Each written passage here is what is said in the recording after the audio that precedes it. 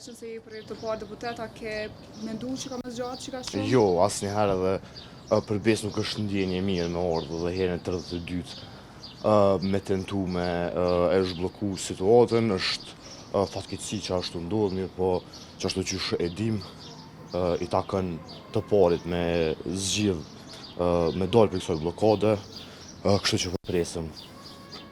Cilat janë parashikimet e juaja? Mundet me zgjatë edhe po kaq apo cilat sa mundet me qenë afati që mundet me shku ma shumë për te kësaj që më mbledh çdo 48 pa një rezultat? Ashtu që e dim, kryeministri i Kosovës, kryeministri në detyrë, është deklaruar që nuk ka interes populli edhe nuk ka interes, nuk është çështje me interes për me u zgjidh. Kështu që përderisa e kemi një kryeministër i cili e ka një mendësi të tillë, nuk besoj shumë në një zhbllokim të shpejtë kësaj situate.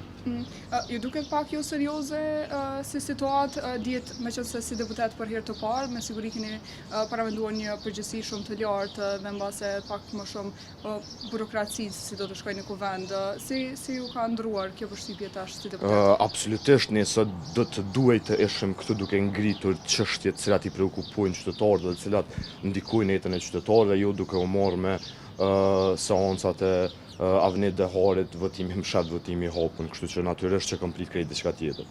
Faleminderit shumë. Faleminderit edhe për ju.